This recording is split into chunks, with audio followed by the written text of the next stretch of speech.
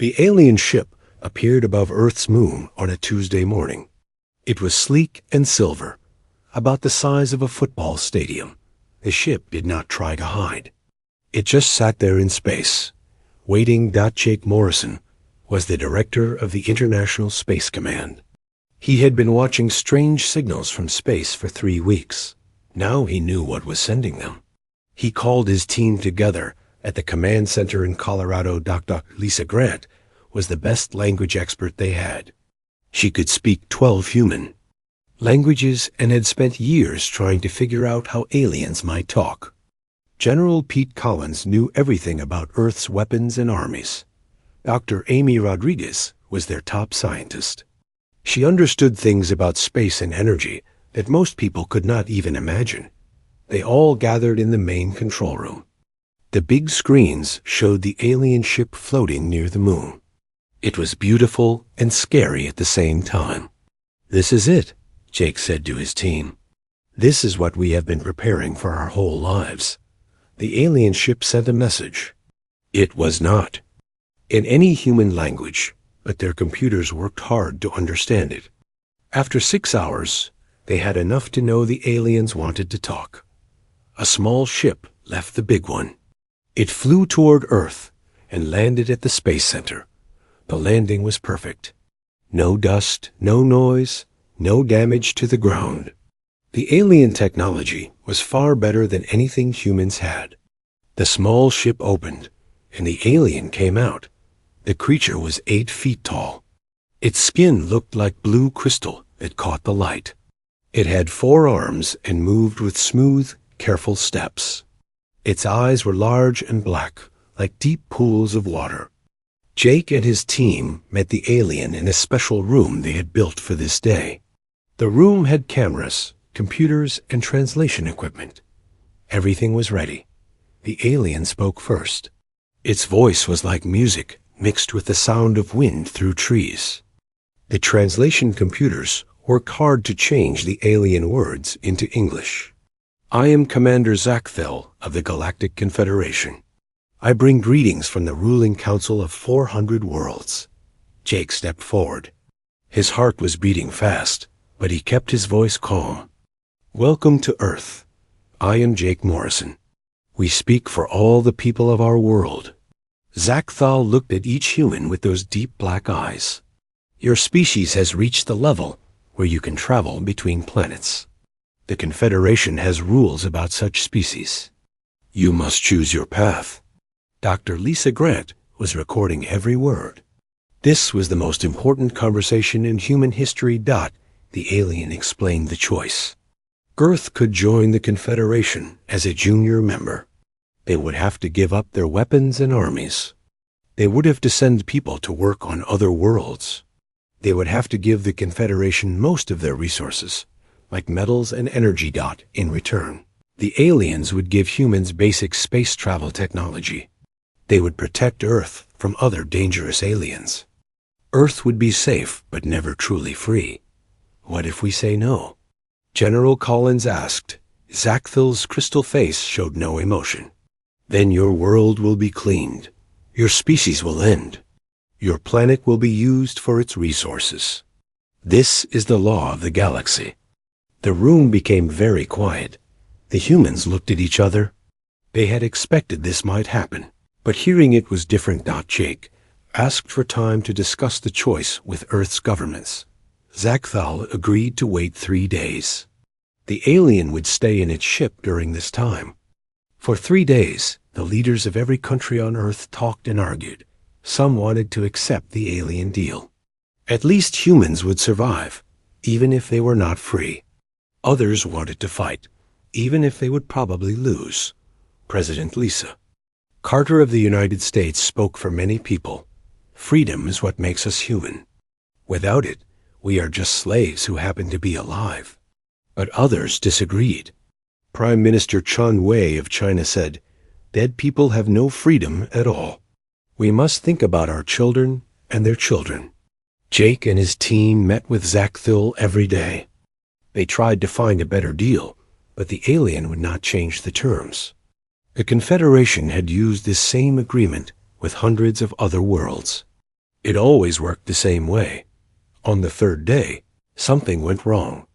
Colonel Rick Barnes was in charge of the military base's security. He had been listening to all the talks with the alien.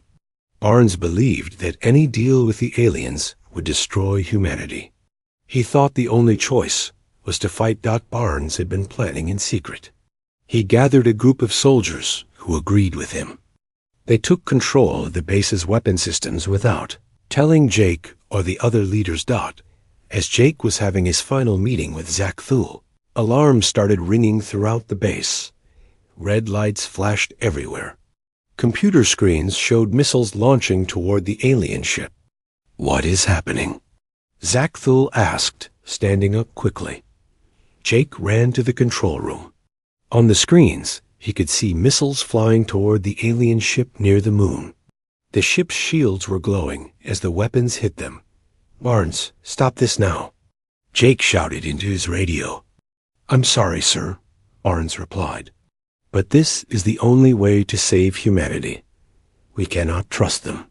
For 10 minutes, Earth's most powerful weapons attacked the alien ship. The shields held at first, but then they began to fail. The ship tried to escape, but more missiles were coming from different directions. Jake watched in horror as the alien ship exploded. The blast lit up the sky like a second sun. Commander Zak Thul and everyone on the ship died in that moment. Zak Thul's small ship detected the explosion. The alien's crystal face changed color, showing an emotion humans had never seen before. It might have been fear, or anger, or sadness. "You have killed a herald of the Confederation," Zak Thul said quietly. "This has never happened before in 3,000 years. "We didn't want this," Jake said desperately. "This was not our choice." But Zak Thul was already walking toward his ship. "It does not matter what you wanted. It only matters what you did. The Confederation will come. They will end your species. There is no forgiveness for what you have done." The alien ship took off and disappeared into space. Jake stood in the empty meeting room, knowing that humanity had just made the worst mistake in its history. They were no longer choosing between freedom and slavery. Now they were fighting for the right to exist at all. The war with the Galactic Confederation had begun, and Earth had fired the first shot. The news of Commander Zak Thul's death traveled faster than light across the galaxy. On the capital world of Nexus Prime, the message arrived at the great crystal towers where the Confederation's rulers lived. Archon Veltar was over 500 years old. He had seen the Confederation grow from 5 worlds to 400. His people, the Ashanti, had blue skin like living metal and eyes that glowed with inner fire. He had never been surprised by anything in 3 centuries of rule, but this surprised him. "A primitive species killed a herald," he said to the other rulers around the great table. "In 3,000 years, this has never happened." The High Council chamber was huge, with representatives from many different alien species. Some looked like giant insects, others like living rocks, and some like creatures from human nightmares. But they all agreed on one thing: the humans must pay. "The Earth species must be destroyed completely," said Counselor Vexara, whose people looked like walking trees. "If other primitive worlds hear about this, they might try to fight us too." Archon Veltar nodded slowly. "Send the extermination fleet. Admiral Kreshva will lead it. 12 ships should be enough to clean their world." Admiral Kreshva was waiting for this order. He was a Talon, which meant he looked like a giant bird, with metal feathers and claws that could cut through steel. He had destroyed 17 worlds in his long career. Earth would be number 18. The extermination fleet was made up of 12 huge warships. Each ship was 3 miles long and carried enough weapons to break a planet apart. The fleet could destroy any world in the galaxy except for the most protected ones. How long to reach the human world? Kreshva asked his navigation officer. 3 months, Admiral, came the reply. Good. That will give the humans time to think about what they have done. Fear makes the final cleaning easier. Back on Earth, the governments of every country were meeting non-stop. Everyone knew that the aliens would come back, and they would be angry. President Lisa Carter stood before the United Nations. Representatives from every country were there, even ones that had been enemies for years. "We face something that no human has ever faced before," she said. "An enemy from the stars who wants to destroy us all. Our only chance is to work together." For the first time in human history, every nation agreed to cooperate completely. All armies would work together. All scientists would share their knowledge. All resources would be used to defend Earth. Jake Morrison was put in charge of the global defense effort.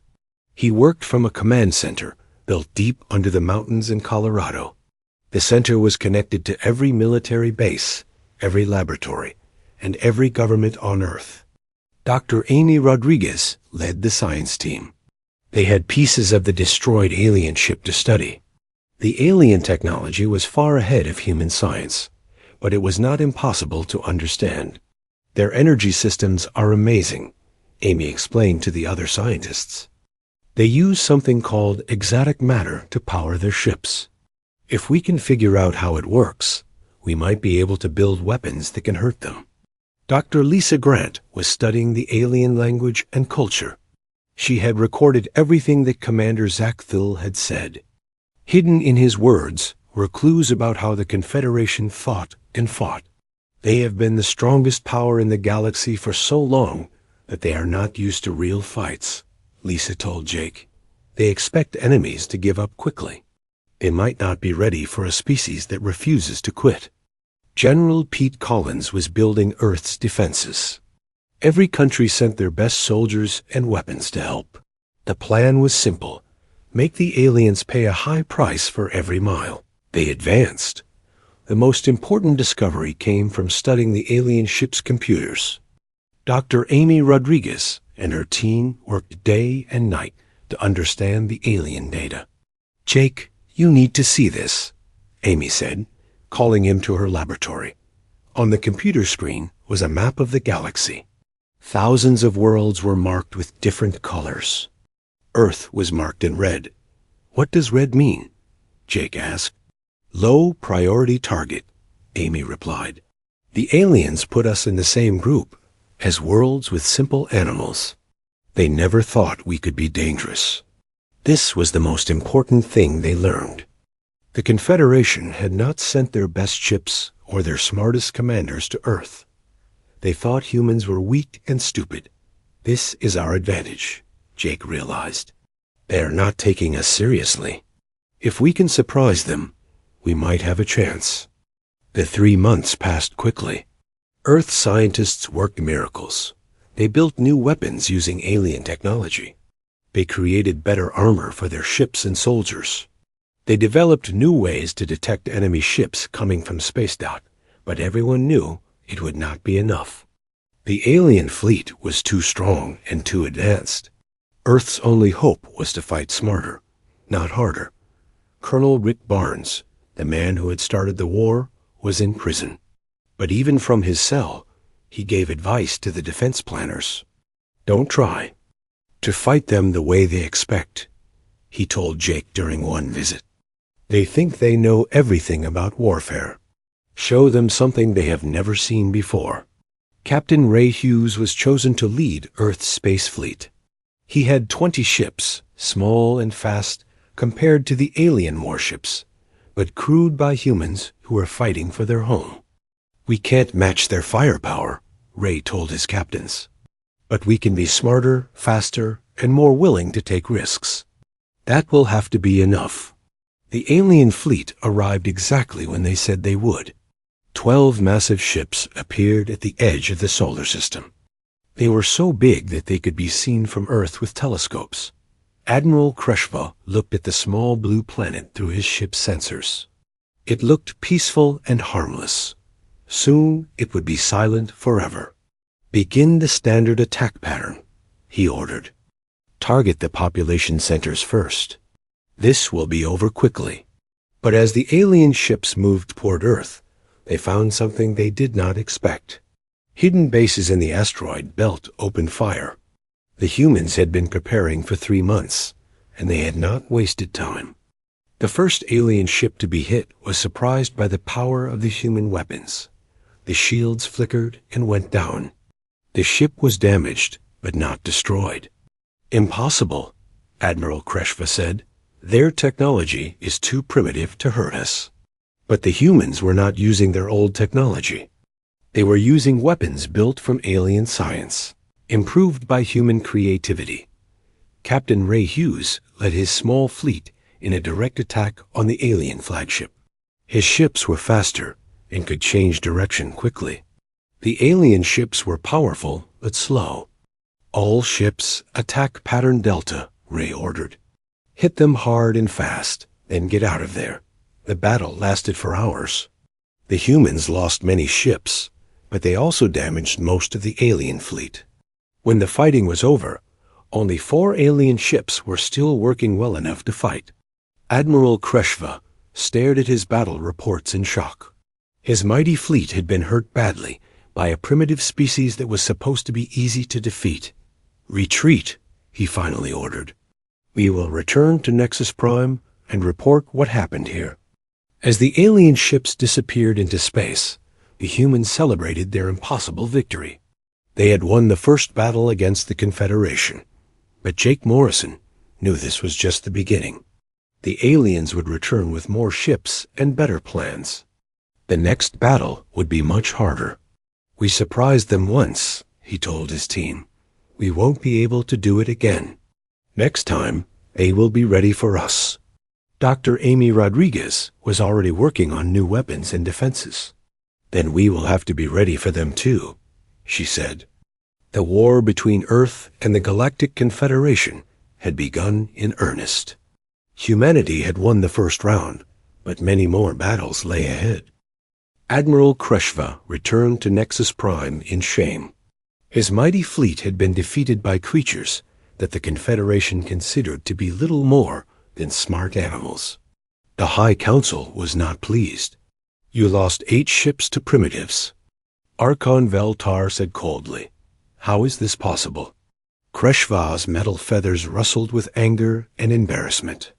"They fought like nothing we have seen before. They used our own technology against us. They were willing to die to protect their world." The High Council met for 3 days. They had never faced a problem like this before. In 3,000 years of expansion, primitive species always surrendered or were quickly destroyed. "We must make an example of them," declared Counselor Mordith, whose species looked like living shadows. "If other worlds think they can resist us, our empire will crumble." The decision was made. The Confederation would send the 5th Armada to destroy Earth. This was not just an extermination fleet. This was the largest military force the Confederation had assembled in centuries. Supreme Admiral Thaindok was given command of the Armada. He was an Exari, one of the original ruling species. His people were 12 feet tall, with skin like black diamond and eyes that burned like stars. Thaindok had conquered more worlds than any other admiral in Confederation history. The 5th Armada consisted of 237 ships of different sizes. There were massive dreadnoughts that could destroy cities with a single shot. There were carrier ships full of fighter craft. There were troop transports carrying elite soldiers from a dozen warrior species. This force could conquer half the galaxy, Thaindok told his officers. "One small world will not survive our arrival." The Armada would take 6 months to assemble and travel to Earth. This gave the humans time to prepare, but everyone knew it would not be enough time. On Earth, the victory against Kreshva's fleet had changed everything. The world had united completely. There were no more separate countries, only humanity working together to survive. Jake Morrison was now the leader of the Global Defense Council. Every major decision about Earth's defense went through him.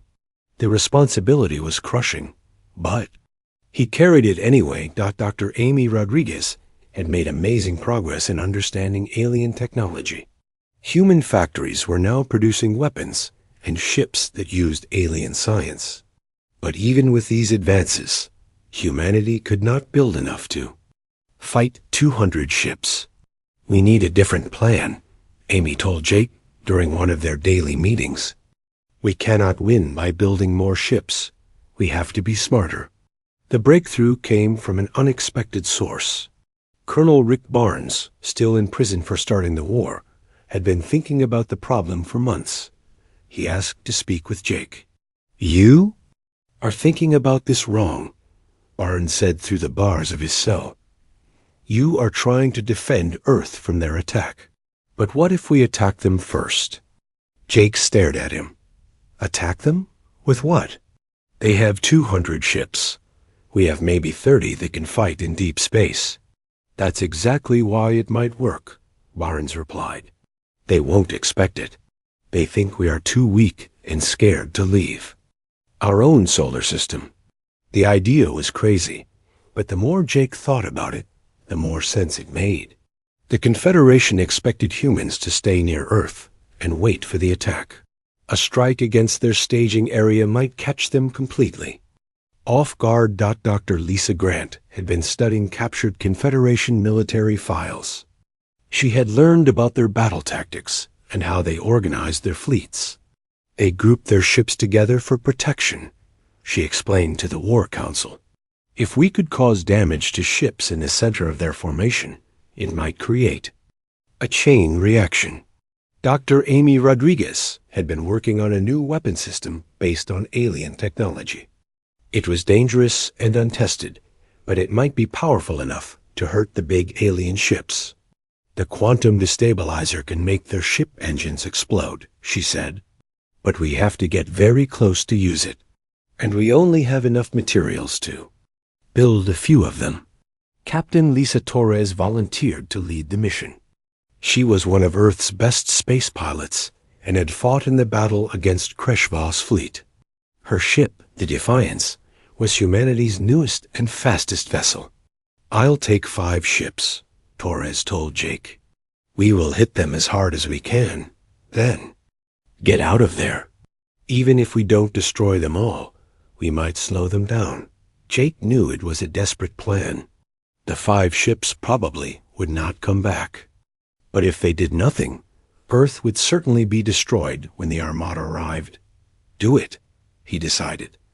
"May God help us all." The small human fleet left Earth in secret. They used captured alien navigation systems to find where the 5th Armada was gathering. The journey took 3 weeks through hyperspace.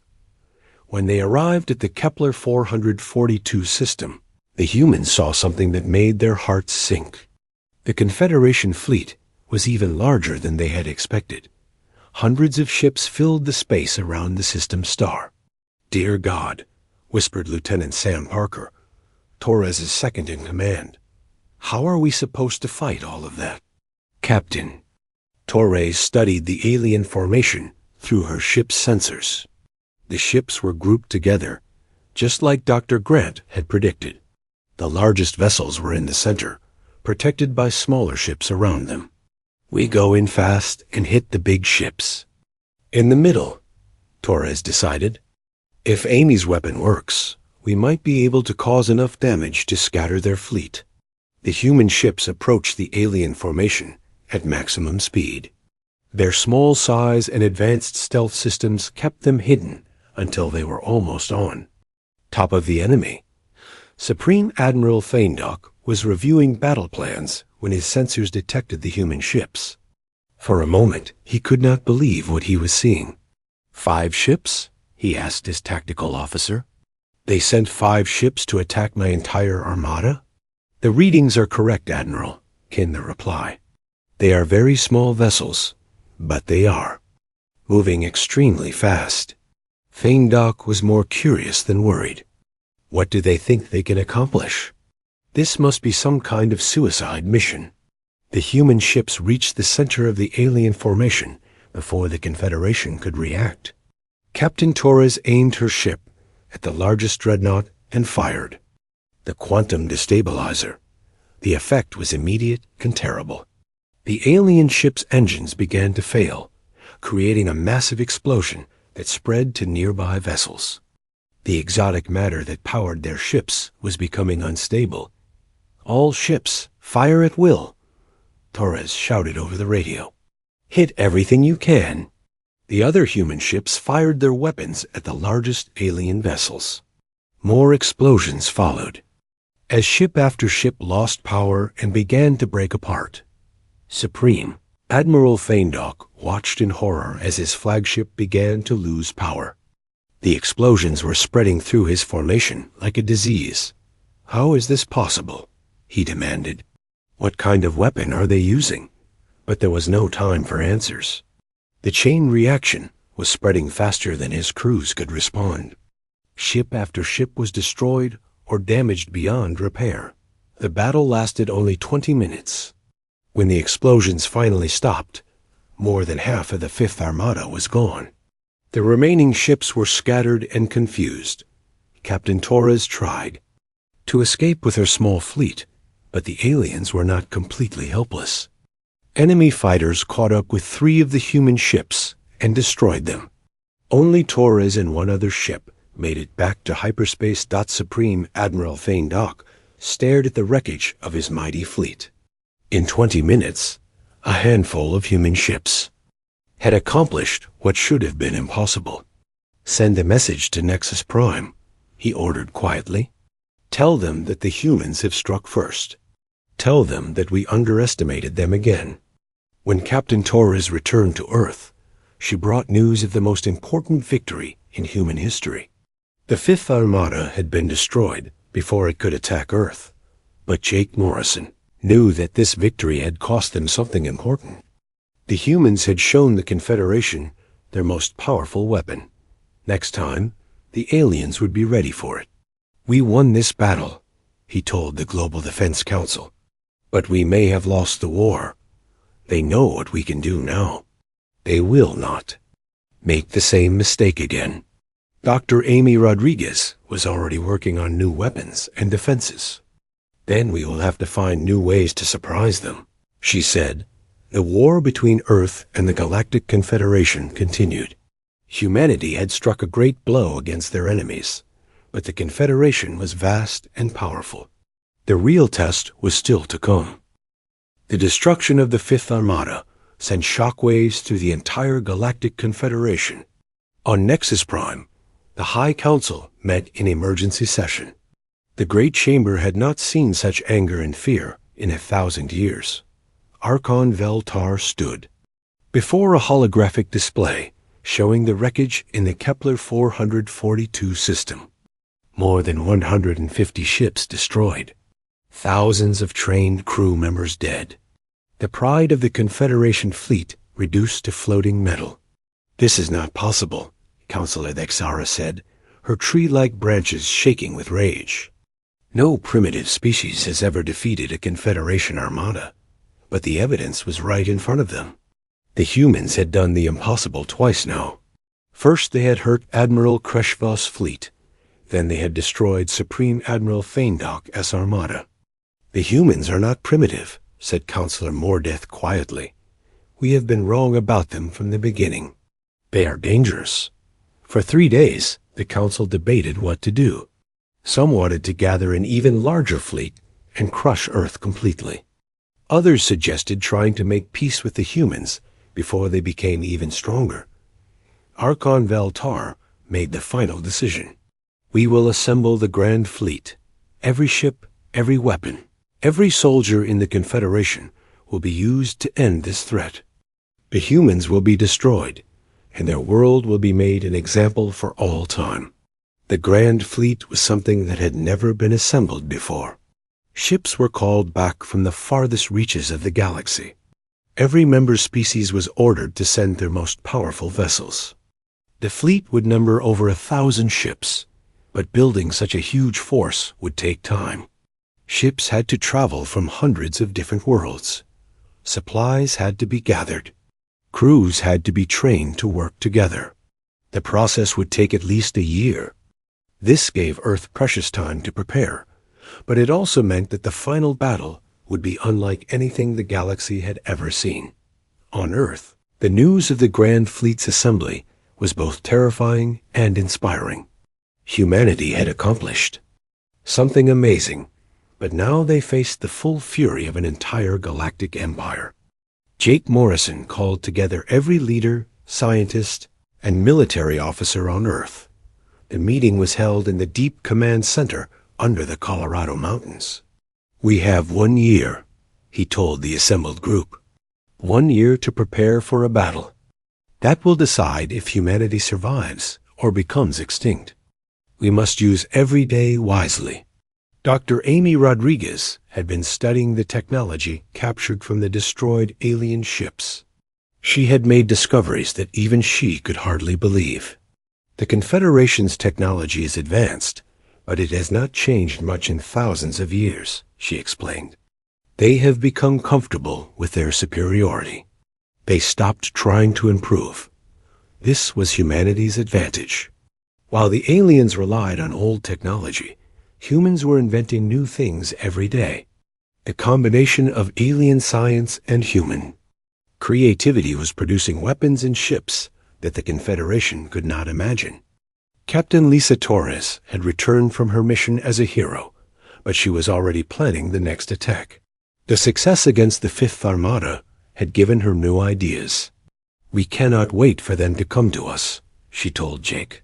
"If we let them gather their grand fleet, we will have no chance. We need to hit them while they are still organizing." Dr. Lisa Grant had been intercepting Confederation communications.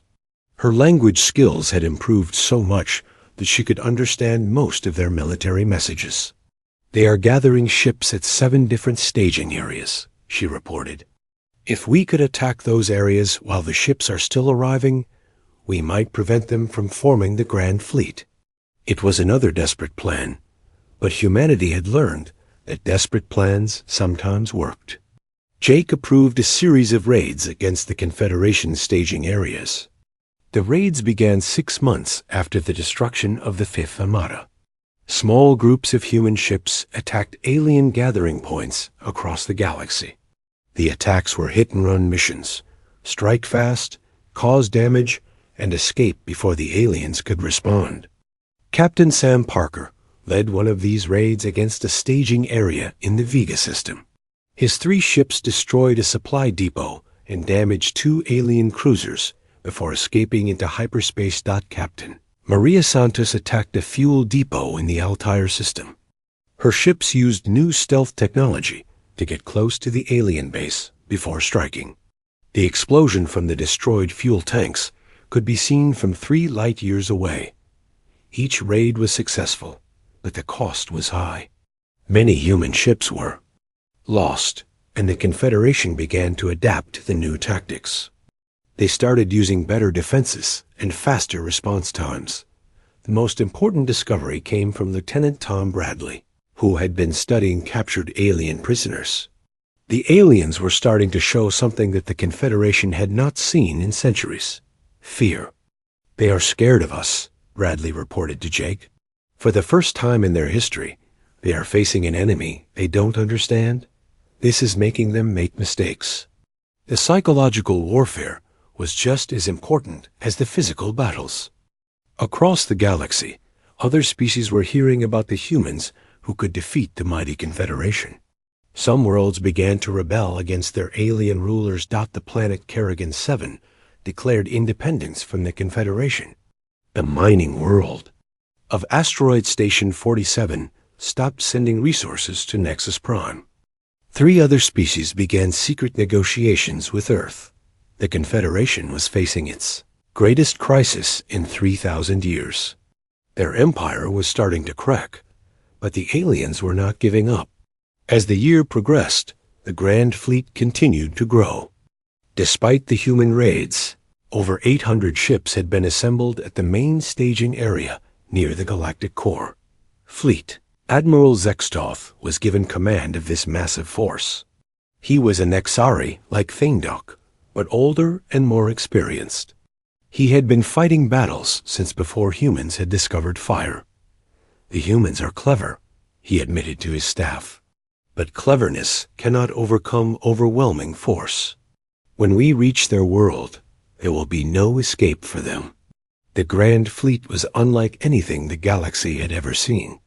The largest ships were 10 miles long and carried enough firepower to destroy a moon. There were automated weapon platforms that could think and fight on their own. There were ships that could create artificial black holes as weapons. On Earth, the final preparations were being made.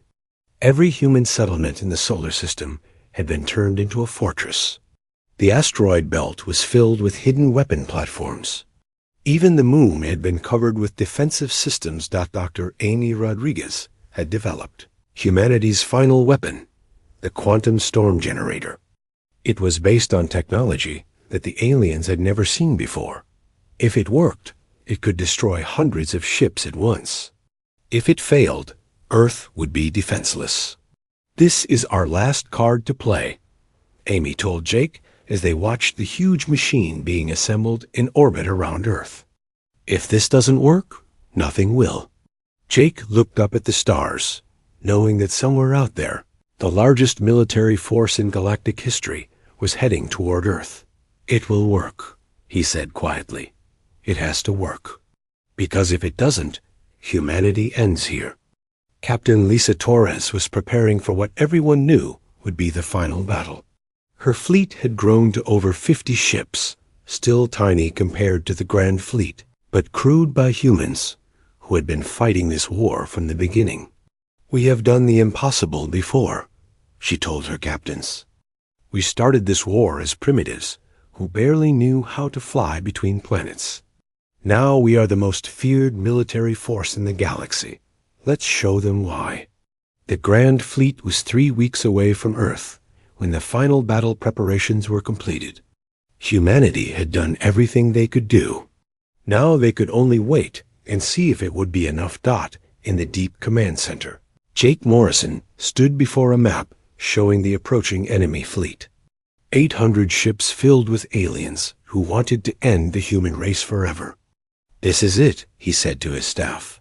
"Everything we have worked for, everything we have sacrificed, comes down to the next few days. Humanity's future will be decided in the space around our home world." The war that had begun with the death of one alien messenger was about to reach its climax. The fate of humanity, and perhaps the entire galaxy, hung in the balance. The Grand Fleet dropped out of hyperspace at the edge of the solar system like a storm made of metal and fire.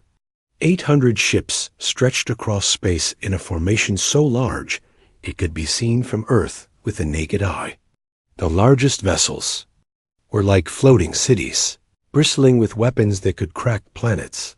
Fleet Admiral Zextoth stood on the bridge of his flagship, the Eternal Dominion. The massive dreadnought was 12 miles long and carried enough firepower to destroy a small star. Around him, his officers prepared for what they all expected to be the final battle of the war. "Begin the final approach," Zextoth commanded. "Target every human settlement. I want nothing left alive in this system." The alien fleet moved toward Earth like a slow tide of death. Their sensors showed the human defenses scattered throughout the solar system. Weapon platforms hidden in the asteroid belt. Ships waiting near the outer planets. The moon covered with defensive installations. "The humans have been busy," noted Commander Kexenol, the fleet's tactical officer. "But they still only have a few dozen ships. We outnumber them 20 to 1. Zextoth nodded. Even after everything the humans had done, the numbers were still overwhelming. No force in the galaxy could stand against 800 Confederation.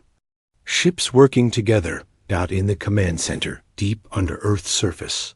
Jake Morrison watched the approaching fleet on his screens. Every dot of light represented a ship that could destroy a city. There were more enemy vessels than humanity had ever faced before. "Final defensive positions," he ordered calmly. "All ships to battle stations. All planetary defenses online. This is what we have been preparing for." Captain Lisa Torres was aboard her flagship, the New Hope, leading humanity's space fleet. 57 ships, everything that Earth could put into space. They were outnumbered, outgunned, and facing the most powerful military force in galactic history. All captains, this is Taurus, she broadcast to the human fleet. Today we fight not just for Earth, but for the right of free species everywhere to choose their own destiny. Make every shot count. The battle began when the first alien ships reached the asteroid belt. Hidden weapon platforms opened fire, sending streams of energy into the Confederation formation. The aliens had expected this, and their shields easily absorbed the attacks. But the human weapons were different now. Dr. Amy Rodriguez had spent the past year improving every system. The energy beams that hit the alien shields were designed to overload their defensive systems slowly. First wave of platforms destroyed, reported Lieutenant Sam Parker from his cruiser. But they did their job. Enemy shields are weakening. Fleet Admiral Zextoth was not impressed. Continue the advance. Destroy all resistance. The humans are fighting as expected, desperately but uselessly. The second surprise came when the human fleet engaged the alien vanguard near Jupiter. Captain Torres led her ships in a series of hit-and-run attacks that seemed random but were actually carefully planned. Each attack was designed to damage specific systems on the alien ships. Communications arrays, sensor clusters, weapon control centers. The humans were not trying to destroy the big ships. They were trying to blind and confuse them. What are they doing? Commander Kexino asked as he watched the human ships dart in and out of weapons range. Their attacks are too weak to cause serious damage. But Zextoth was beginning to understand. They are preparing something. All ships maintain formation. Do not pursue the human vessels. The third phase of the battle began as the alien fleet approached Earth itself. The planet was surrounded by defensive platforms and protected by energy. Shields that covered entire continents. Dr. Amy Rodriguez activated the final human weapon from her laboratory in orbit. The quantum storm generator had taken a year to build and use technology that pushed the limits of human understanding. Quantum storm generator online, she reported to Jake, targeting the center of their formation. If this works, we might actually have a chance. The weapon fired, sending invisible waves of quantum energy toward the alien fleet. For a moment, nothing seemed to happen. Then the first alien ship simply disappeared. Not destroyed, disappeared. The exotic matter that powered their engines had been changed at the quantum level. The ship and everything on it ceased to exist. Fleet Admiral Zextoth watched in horror as ship after ship in the center of his formation vanished into nothingness. The weapon was unlike anything the Confederation had ever encountered. All ships scatter formation, he ordered.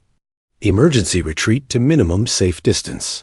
But the humans were not finished. As the alien fleet broke apart, Captain Torres led her ships in a final desperate attack on the alien flagship. This is for Commander Zakthul, she broadcast on all frequencies as her ship charged toward the Eternal Dominion. This is for every world you have conquered. This is for every species you have enslaved. The human ships fired everything they had at the massive alien dreadnought. Missiles, energy beams, quantum torpedoes, all of humanity's advanced weapons, focused on one target. The Eternal Dominion's shields failed under the concentrated assault. The ship began to break apart as secondary explosions rippled through its hull. Fleet Admiral Zextoth watched his command center collapse around him. Impossible, he whispered as his ship died. This cannot be happening. The battle lasted 6 hours. When it was over, less than 200 alien ships remained operational. The rest had been destroyed or damaged beyond repair. The Grand Fleet, the largest military force in Confederation history, had been defeated by a species they considered primitive. Captain Torres survived the battle, though her ship was badly damaged. As she limped back toward Earth, she sent a message to the surviving alien vessels. "This is Captain Lisa Torres of the Earth Defense Force. Tell your leaders that this is what happens when you underestimate humanity.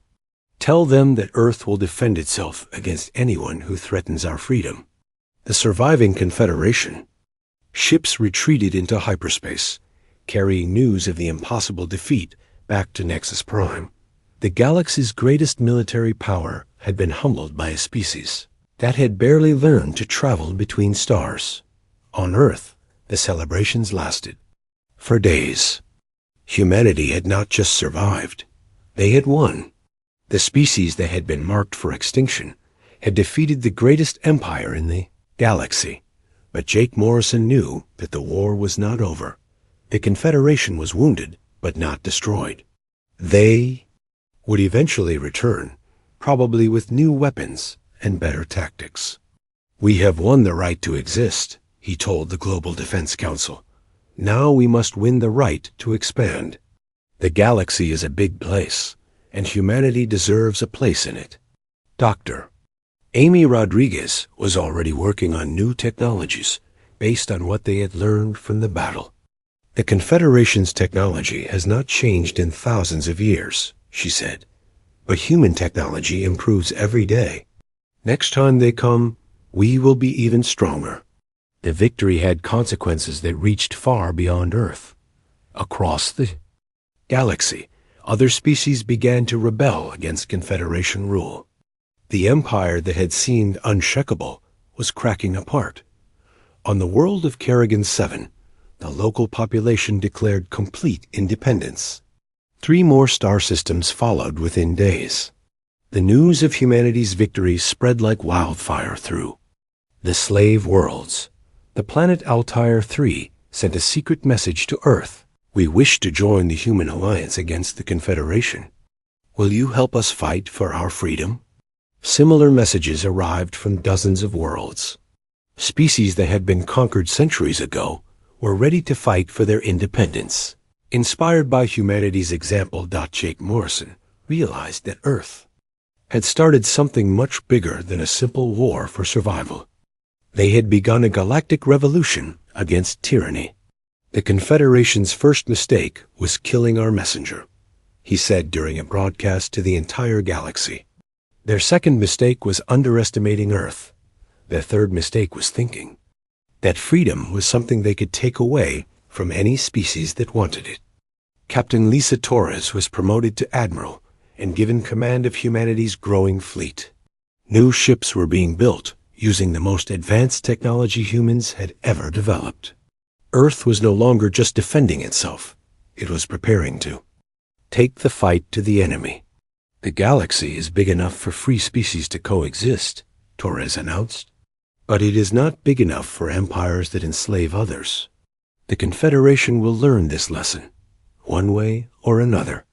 6 months after the Great Battle, the first human colony ships left Earth for other star systems. Humanity was expanding beyond the solar system for the first time, protected by the most advanced military force in the galaxy. The war between Earth and the Galactic Confederation continued, but the balance of power had shifted completely. The species that had once been dismissed as primitive insects had become the galaxy's greatest hope for freedom. On Nexus Prime, Archon Veltar stood in the ruins of his empire's confidence. Half the Confederation's member worlds were in open rebellion. The Grand Fleet was destroyed. The galaxy's oldest empire was collapsing. How did this happen? He asked the empty council chamber. How did we lose everything to one small world? The answer was simple, though the Confederation had never understood it. They had underestimated the power of a species fighting for its freedom. They had dismissed the creativity and determination that made humanity dangerous. Most importantly, they had made the mystic